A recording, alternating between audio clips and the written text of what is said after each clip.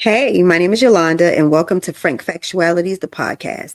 Tune in each week as I speak frankly about life experiences from my perspective and offer you a bit of unsolicited advice. Let's take a little time to laugh, to think, and to cry as we tackle some serious topics and some not so serious topics. Be sure you subscribe so you don't miss an episode.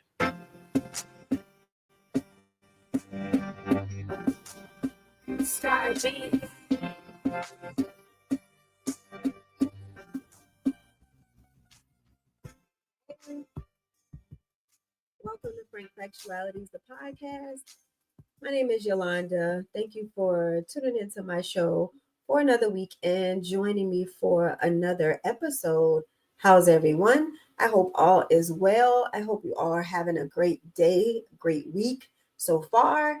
I am doing just fine, although I think I'm coming down with something. There have been two people in the office that have been sick while I was out, but when I got back, they were still coughing, and now I feel like my chest hurts a bit and I'm a little dizzy and lightheaded and I have a headache. So I'm going to take a little something tonight, hoping that my symptoms don't, get worse because I've already been out of work for all of last week. So I have a lot of catching up to do. Besides that, everyone's fine. The family's good. Glad to be back talking with you all. And that's just about it, I think. Oh, happy National Counseling Week to all of my counselors. I am a high school counselor, as I've told you all before. So it is National Counseling Week. We always get that confused because I think people think that it's Counselor Appreciation Week, but it's really a week for us to highlight what school counselors do. So we as counselors are supposed to be promoting our programs and the things that we do as school counselors, because a lot of times that just gets unnoticed. I think depending on where you work, people think that you just do schedules. Some people just see you as the person who you go talk to if you have a problem, but we do a whole bunch of things. And so at my school, we're trying to highlight a few things that we do, and to just do something nice for other people is really what we're doing. And so again, happy school counseling week to all of the school counselors around. Let's get straight into street talk. Yeah, look, yeah, what's going on? Let me know. Did you all watch the Grammys? This time I actually did watch the Grammys. I normally do, but they have been pretty boring. So I noticed that this time it hasn't been, or it wasn't boring. Some performances, of course, I didn't know. That was okay because it still was pretty entertaining. The red carpet was entertaining. I saw what they did to Babyface. I thought that was really shady. I saw the stunt that Kanye pulled, which is gross, by the way. And it also appeared that he was coaching his wife on what to do, unless she was asking him, when should I do it? Because she obviously knew what they were planning by wearing that type of dress. So I don't know. I know I've heard before with other red carpet things that you can pay to go to the red carpet, the actual event. So I think that that's what Kanye did. He just paid to be a part of the red carpet and never had any plans on going. And I think he wanted to take the attention away from the Grammys itself by pulling a stunt. And that's what he did. And in my opinion, of course, it's worth 2 cents, but it was just really tasteless. And as his second wife, would feel like you never required Kim to do this. I don't remember Kim coming out naked. Did she wear skin tight things? Yes. But one thing you can say about the Kardashians, and we talk a lot about them, they're not, at least Kim, I don't know about the other ones, but I probably see her pictures and post more than anybody else's. And she doesn't wear raunchy. Like, you don't ever see her with her ass hanging out. You don't ever see her with her boobs like out, nipple pasties. She just doesn't look raunchy. She can look sexy, and I've seen sex appeal on her. Obviously, she got a sex tape, so everybody's seen her hoo-ha. However, since she became a mom and since her and Kanye were married, I didn't see that from her. And so the fact that he has this new wife doing all of this, I don't like it, because I feel like uh, I didn't see you do this with anybody else. Not even, I mean, I don't expect a girlfriend to want to go with those wild antics, but that girl was nude. Obviously, she probably had a little piece of mesh over her nipple, but I saw nipple, and I didn't see no split in between her hoo-ha. So she may have had a piece of tape or something over it, but there was no thong line up her booty. But so she didn't even have on any panties. I just thought it was really tasteless. And some people had their kids there. Blue Ivy was there, but also what's the little Shakira had her children there. So what if it was during the time when those kids were walking into the Grammys with their parents, and then just to see her like that? I just thought it was gross. Kanye had kids. Like they were, some of the news outlets were saying that Kim had to shield her kids from that ridiculousness. But it's just a bit much. And I think that you don't have to do all of that for attention. And I know that I read somewhere a while ago that her parents were wondering whether or not she was being, I don't want to say like, well, I guess manipulative or manipulated into doing these things. But who knows? She's with him. She has to know who she is. He just did a recent interview with someone where he said that his wife is very smart, she's very educated, and she said that she didn't think that he was bipolar, that he doesn't act like any person who's bipolar that she knows. So she sent them to the doctor, and they now say that he's autistic. Now, my thing to that is she might be very smart, but unless she's a psychologist or a some sort of no, a psychologist, because that's the only person that can diagnose you. I don't know what she's talking about, because something's wrong with that man. And not that he is beyond help, because he hadn't always been like that, but he normally don't have the right people around him. So it is what it is. Moving right along. The night was great. I will say that everything is right in the world. Beyonce won for best country album, and she also won album of the year. And the only reason why, and I'm not a like super fan of Beyonce. I don't hate Beyonce. I think she's an amazing artist. I think she's a great entertainer. I love her songs. I don't rock with every single album because she does change genres a lot. And I find it surprising that her going to country was so crazy, because she just did the house music with the last album. So as you can see, she's doing different things. And I can imagine that she wants to do that because she's been in the game for a long time, singing the same old "He Broke My Heart," let's pop, lock, and drop it with the hip hop R&B vibe. She's done all of that. So what else can I do to keep me motivated and energetic to put music out and to keep going and entertaining you all for all these years? You have to come up with something different. And I feel like that's her way of doing that. Now, when she first came out, she told y'all that that was not a country album. It was a Beyonce album. And I think that was her way of saying, I didn't do this to be a country artist. I wanted to try some new things. And I like country music. So I'm like, okay, well, this next album, I'll make some country songs, because she just did house music. We weren't tripping about that. Nobody came for her except for Azalea Banks, but she comes for everybody. So who knows what she's going to do next? The next album could be, I don't know. I can't even think of another genre at the time. Maybe she'll do heavy metal. You see what I'm saying? Like, I think that that's where she is in her career right now. But I was happy because, you know, the world is a crazy place right now. Them rolling back DEI, all these different things. The goddamn, I forgot the lady named Carrie Underwood. That's her name. She around here doing skits about Obamacare, and just, it's a lot going on. So I felt like that was a win for us. It was just a win. It was like, yes. And it wasn't, I mean, people voted for it. You can't be like, I don't feel like she deserved it. You can feel that way, but with that many people voting, then the majority wins. And I think that that was fair. Just like the elections. If you vote for your guy won, that's fair. No one's, you know, yes, you're a little hurt that your person didn't win, but it's fair. It's all fair. All right. Now, what made my night more than Beyonce actually was, you hear me sniffing, right? Was Chris Brown. Y'all, I was so happy. And no, his section was not televised. So you didn't see it on TV that he won. But I already knew he won because I follow him on social media, and he had posted, "We did it, guys." I was like, oh, he must have won a Grammy. Sure enough, he won for Best R&B Album of that year. And I was just so happy for him. I'm happy because I feel like Chris Brown has never been able to get over that stigma of, oh, he's an abuser. And then, you know, they had that documentary out about him being an abuser. He's now suing those people for putting that out, which I thought was crazy when it came out, because it really came out of nowhere. And obviously it wasn't out of nowhere. These people had to be filming this for a while. But Chris Brown's activity has been dead. Like, we don't even know who he's dating, yet he told oh Lord, Castanat, that he had multiple girlfriends. We don't know who they are. We haven't seen it with any, and none of them came out and said that he was abusing them. So all I'm saying is, how these people come up with this docu-series about all these things, and all of this was, from my account, was like 5 years ago, at least 5. And that's just me guessing. It could have been longer, but I know for a fact it was at least 5 years. Now, how long does it take for you to forgive a person? How long? because we really even believe in second chances, because we say like, okay, you need to go to jail, you need to do the crime for the expects you to do that, but then nobody allows grace. You don't allow grace for that. Chris Brown has turned his life. The boy got 3 kids. He got 3 kids, 3 baby mamas.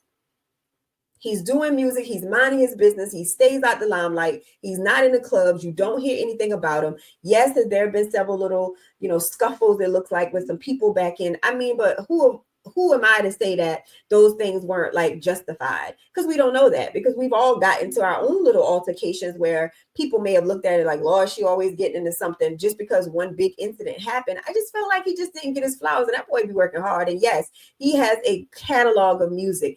I would say that if none of this stuff happened with Chris Brown, he would be the male version of Beyonce at this point in his career, because that boy is an entertainer. You understand me? So I was really happy for him, genuinely happy. And when I woke up that next day after the Grammys, I felt really good, because I felt like we, again, was, okay, maybe the world isn't that bad. It gave me something to smile for with all the negative posts every single day about what the government is doing now. So that was really amazing. So that's what I want to talk about. I want to talk about second chances, and how do you say that you're not going to forgive someone, or you're not going to allow them to grow and evolve and give grace when people fall and get back up. People make a mistake and they do something. Now, I'm not saying that you got to rock with those people the same way you've been rocking with them. I would also dare to say that there would be a condition to it. But did you all see the movie Forge? I know we talked about the movie Forge on here because I went through that movie to discuss a topic before.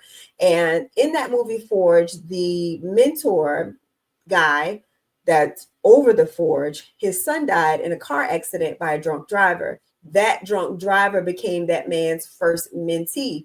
And obviously the father forgave him and gave him another chance, and reconciled and looked at him through a different lens. How many of us can do that? We all say that we are a child of God and that we are good people, but how good are we if we're not really willing to see the growth in people, see the good, see that, okay, this was a one-time thing, allow people grace, forgive people, because we're not too forgiving. Now, I can only speak for myself. What I can tell you is that I don't hold grudges. I will say that I typically don't hold grudges. I'm not going to say that I'm not going to be mad at you for a long time. I'm not going to say that I'm not going to move different with you, but I feel like everybody deserves another shot. I really do. I feel like we are not the same individuals as our lives go on, as we grow, as we get older. We're just not the same. I always say this with the kids. Are you the same person you were in elementary school? They say no. Are you the same person you were in middle school? They say no, obviously. Okay, well, you're going to be different when you graduate. You're going to think different. You're going to move different. And all of this has to do with your experience. So if you haven't dealt with someone for 5, 10, 15 years, the likelihood that that person is the same person is slim. Now, are there people who are the same? And you're like, you know what? You're the same. Get on about my business. Get out my business, get out of my face. I don't want to deal with you anymore. Yeah, that happens. And guess what? You'll see that instantly, though. That won't be somebody that you have to give a chance and bring into your life and you allow them to come and ruin things. This will be something that you see instantly. So I wouldn't necessarily worry about that. I remember I was talking to 2 guys at the same time. I was in high school. I want to say I was a senior in high school. I had a boyfriend that was also in high school, the love of my life, right, during that time. And I was dealing with an older guy who was out of school, and I don't know how old he was. I'm going to say he was about 25. We're going to say that. We're going to round that thing up. And I was serious with my boyfriend in high school. Obviously, we were serious, but I was also kind of semi-serious with the guy who's 25. And I say that because he knew I had a boyfriend. This wasn't somebody that I said that I wanted to be with. He knew I had a boyfriend. We were having a good time. He was older, obviously, so I was able to do more stuff with him. But I did have a pretty decent relationship with my high school sweetheart, to the point where I dealt with him for 7 years. We ended up living together for 5. So this is somebody that I went on to have a serious relationship with for real. But anyway, I had a friend at the time. We had grown up together. So this is somebody I also knew for a very long time. She also was in the streets. When I say that, I mean like dealing with multiple guys. At one point, she was messing with a married guy. And I did know this. I knew her business, obviously, but that wasn't my business to tell anybody, to get involved in it, whatever. So what I know is one night my boyfriend called me and cussed me out because he said that I had been cheating on him. And I'm like, what are you talking about? He said, your friend called me to tell me, and she called the guy on three-way. So one of my friends, and we were pretty close, called my boyfriend to tell him that I was cheating, and then called the guy that I was cheating on him with to tell him that and have them all. Now, obviously, the guy who I was just messing with wasn't really entertaining it because he already knew. My boyfriend obviously didn't know, and this was a big mistake. I mean, when I tell you, I was like, why would you do that? Oh, because I felt like it was wrong and they needed to know. And I'm like, well, that wasn't for you to tell them. Like, I should have now. Knowing the little girls at my school and knowing people today, that would have been a fight. I didn't get angry. I mean, I never get mad at someone for telling the truth. That's something about me. It's not like she lied on me. It was the truth. Was it her place to intervene, to snitch? Obviously not. It wasn't her place to do that. However, she didn't lie on me. I think that what gets me more upset is when somebody lies on me or somebody tries to intentionally manipulate me. So don't lie to me, about me, or manipulate me. I think those are the things that make me angry. But when somebody's telling the truth about me, I don't really get upset about that because I mean, what can I really say? I always say that the truth ends with a period and a lie ends in a question mark. I mean, once you tell the truth on me, it's period, end. What am I going to say? What can I say? When you lie, there's a lot of things to be said after. So after that, I wasn't friends with her anymore. When I say that, I mean like I didn't call her, we didn't hang out, but I didn't hate her, and I did not speak to her if I saw her. Even to this day, I still speak to her. I still see how she's doing. She ended up becoming really close friends with one of my aunts. God bless her soul. So she will still come around some of our family functions, and I'm still cordial with her because I don't hate the girl, and she did what she did, and then I moved how I moved. But I'm not going to say that I wish death upon you. I've had guys in previous relationships tell me, one told me he wished I got hit by a car. Another one told me that if I was on the side of the road, he wouldn't even stop. I mean, at the end of the day, it's really not that deep. If I hadn't harmed anybody of your loved ones and wished death upon them or caused bodily harm, nothing that I could have ever done to anybody would cause them to want me to get hit by a car or to wish me to be on the side of the road stranded. I am a lady at the end of the day. I just think that, and especially since whatever it was that I did, trust me, I don't lie on folks. Now, whatever you did to me, it caused me to do whatever I did to you. But what I never did was lie on you. Now, maybe you pushed me against the wall and I felt like I had to come out guns blazing, but I ain't lie on you. So I don't lie on people because I don't lie on myself about myself. So anyway, that's how I move. That's just how I handle the situation, and probably how I would handle it today. I might not talk to you for a little while, but then once it's been like a few months and I've seen you moved on, you're doing different things in your life. I'm obviously doing different things. I don't move. I don't have time to be holding on to them grudges. I don't have time to be revisiting the same anger over and over. Will I reevaluate the thing in my head? Obviously, because I am an overthinker. But frankly, the fact of the matter is people are going to change. It's inevitable, whether it's for the good or the bad, because sometimes they change and they actually worse. But at the end of the day, nobody's going to stay the same. You have to not hold a grudge and allow people a second chance. You have to allow them the opportunity to be better. It's just like the prison system. We say, oh, we're going to send them to prison and they're going to get rehabilitated. But then they come out and we say, well, we're going to ding you because you can't get a job if you are a felon. Well, God darn, how are you going to rehabilitate me if you're not going to put me in a position to be successful or to at least make me whole? I should be able to be back in the same situation that I was in prior to coming here. If I was able to be employed then, I should be able to be employed afterwards, not be in a worse situation, because then that's not rehabilitating. Same thing when we go to rehab. You go to rehab to make yourself whole, to be back as you are. Well, when people come out, you're like, oh, you used to be a drug addict. The judgment. Well, God dang, I went to the rehab place and I'm not that person anymore. But we're still going to look at it. I get that same smoke. I had a baby at a young age. People, when they hear that, still give me a little side eye, like, what? Wait a minute now. because you think one thing of a person, but then you want to take them back to prior mistakes. All of us, and I mean all, whatever you say is a lie, but all of us has done something that we're not proud of. All of us have something that we may regret. I always say I don't have regrets, but y'all know what I mean. Y'all regrets. You got some things done that you've done that you regret. So you want people to overlook that. You want to forget about that. You want other people to forget about that. You can't, you got to practice what you preach, man. You got to be about what you want. You can't treat people differently because you're just like, oh no, because he used to. I hear people say that all the time. You heard she used to be a stripper. You heard he used to sell drugs. You heard, so what? It was a guy came to our school to do something. And I remember one of the ladies that I work with kept saying, you remember he got caught up in the scandal with drugs back in the day, blah, blah, blah. And I was like, for real? I didn't hear that. She was like, yeah, this was about, I swear to God, it was in the 1990s. And I'm like, are you still talking about that? I was like, I was in high school during that time. Why are you still selling the story? People just want to hold you sometimes to your past. And that's so unfair because we are all different. We grow and evolve. Yes, judging is unfortunately going to happen. It is. People are going to judge, but God damn it, judge me for the last 5 years. That's at the bare minimum. I really want you to judge me for the past 2, but at max 5. Don't judge me for nothing I did 10, 20 years ago. But honestly, give me a second chance as well. Give somebody else a second chance. Allow them. No, you only got one time to do me wrong. You only got one time to judge me. Guess you done did somebody wrong one time. You done effed up one time. You've effed up probably 2 times. And you expect for people to give you a second chance. That's normal to expect a second chance.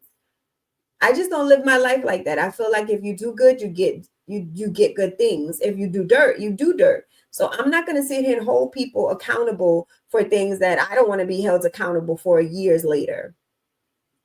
There has to be grace. It has to be. Grace has to be given. We ask God for forgiveness. We pray. We tell him, okay, this is going to be my last time. I'm not going to do this again. And you want him to forgive, but then you don't do what you beg of him. We're supposed to be his children in his eyes. And at the end of the day, we sure ain't acting like it. We're not. We don't give what we want. We don't give forgiveness yet. We want that forgiveness. So let's just not be judgmental. Yes, the boy had beat Rihanna. He did. She also admitted she beat him too. It was a mutual fight. Now, I don't know about y'all, but we all done got into a little scuffle with our man. Let's be clear. It might not have been where you had a black eye, but he might have pushed you. You push him. He slap you. You slap him. You slap him first, which is usually the case. I hate to say it, but a lot of times domestic violence started with the woman. I'm not victim shaming because I've been a victim of domestic violence myself. And as I always say, my auntie passed away, got killed because of domestic violence. So I will in no shape, fashion, or form promote it, encourage, or speak negatively about it. But what I'm saying is that we be in denial about the stuff that we do to guys. And I got a son and I also have a brother. And I don't be playing that foolishness because I've seen it happen all too many times that with women, the expectation is that you're not going to do anything as a man because I'm a girl and you can't hit me, but I can do whatever it is that I want to do. So that man, from what both of them say, allowed her to hit him a few times before he got fed up while driving, might I add, and hit her back. Now, there were some other incidents. They said Karrueche had a restraining order, blah, blah, blah, blah. Karrueche ain't never had the pictures. I don't even remember her saying that there was a Rihanna type of situation happen. You understand what I'm saying? I could be wrong, but again, all of these things are hazy. That boy has 2 daughters, from my understanding right now, and a girl. I'm pretty sure he's a different person. He's a father. As we all can attest, children change us a lot. Sometimes, most of the time, we become better people when we have children. So think about who you may have written off, who you may have said, I don't forgive you. I'm not going to forgive you. Get over yourself. Do me a favor and get over yourself, because what you're being at that point is stubborn. You can see those people and you can see their lives and you can see that they have changed or that they're different people, and don't hold them for choices that they made when they were younger or maybe when they didn't know any better. Because sometimes you don't know, but when you do know, you do better. So educate people, explain to them what they did wrong, and allow them to, and you don't have to forgive. I'm not saying that forgiveness is required. What I'm saying is that when I say give them a second chance, I mean like don't hold them to their past mistakes. And when I say that, I mean like don't throw salt on their name, don't throw dirt on their name. Don't be like the lady who was just like, you know what he did? So when somebody says, "Hey, when the last time you talked to Greg?" Oh, I don't talk to Greg no more because that dude did so and so and so and so and so. And then you find out that was when they were in high school, and you're like, "What? Why are you holding this man accountable for something he did?" I know so many people do that and tell you a story. You bring up somebody's name and they're just like, "Oh, I don't fool with that person," and then they tell you something and you find out this was like years ago. That has to be a miserable place to be in, that you're still mad at people for something that they did so long ago. Matter of fact, you're not that person anymore, because whatever it was that they did, if they were to pull that mess now, you know that first of all, it would never happen because you're in a different place, you're more mature. You would have probably picked on whatever it was that they were trying to put down, and it just wouldn't have gone the same way. So stop telling that old story about what somebody did to you years ago. If they ask you, "Do you know Greg?" You just say, "Yeah, I know him. You know, we used to work together, or we used to go to school together. That's my classmate. We were roommates in college." And that's it.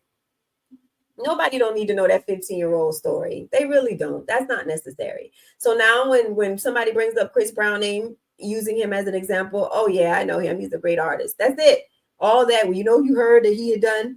Oh my God, let that go. That's why these people can't find no job when they get out of jail, because y'all keep reminding people about their past and what these people did. You can't get over it. And you know what I also don't like? People don't clean up when you have a bad image too. I don't know if y'all remember, but recently, it wasn't recently, but it was I want to say last year, there was a young lady in the paper that they had arrested and said that they were charging her with murder of her child, but it really was a miscarriage type of situation, or early birth. And her charges got dropped. The problem is everybody saw the article of her getting arrested and saying that they were accusing her of murder. No one saw when they dropped the charges and say this was felonious, and they felt as though it had a lot to do with the abortion rights that were going on and people trying to hold them accountable for seeking birth control methods and abortion methods. And so that's what's happening to people. You hear all the bad things, but you don't hear the good things and the efforts that people do to try to clean up their image, or when their name gets cleared. No one hears that. Nobody knows that. Or you don't go back to find out the truth. You hear something about somebody and then you just run with it. I think I've been talking to y'all about Keita Rose for the longest. And remember, she wrote Randy off because Kitty had told her that Randy was the one that leaked her address. She never asked Randy. She said it out her own mouth. "I just blocked her and never talked to her again." You never even asked, and people say, "Oh, I don't want to talk to them." That's fine, but then now you don't know the truth, because whoever you heard that story from, or whoever told you this thing, it's a one-sided situation. There's your story, there's their story, there's the truth, there's another perspective. You really have to look at all the angles, but at the end of the day, life is too short for you to hold grudges. You never know when you're going to need people. You never know when you're going to run across these people again, and that you're going to want to be in their good graces. I'm not saying that these people are going to have to do something for you or you do something for them, but all I'm saying is that it is a little childish for you to hold 10, 15, 20-year grudges on people. Last story, and then I'm gonna let you guys go. It was a guy that I know, and he was talking about him being mad at this guy who was his friend that did something similar like my friend did, called his girlfriend to tell his girlfriend that he was cheating on her in college. Now, mind you, we're almost 50, we're in our late 40s, and he's still mad at this guy today about a girl who he ain't talked to since that freshman year of college. The man had been married, about to be married again, got grown kids, and you still mad about the same situation. He thought he was over it, he said, until he saw the guy, and he couldn't even say what's up because he got mad again about that situation. If you don't get all the way over yourself, we be having whole different lives that move, especially in relationships. We do this a lot. That moved on with different people, and you still mad at these people? Get all the way over yourself. Jesus Christ of Latter-day Saints. Oh my God. Anyway, that is my time, y'all. That was a bit of a ramble. I'm sure my husband is going to tell me that, but I told y'all I was getting sick, so blame it on that. Anyway, until next week, y'all. I holla. Bye.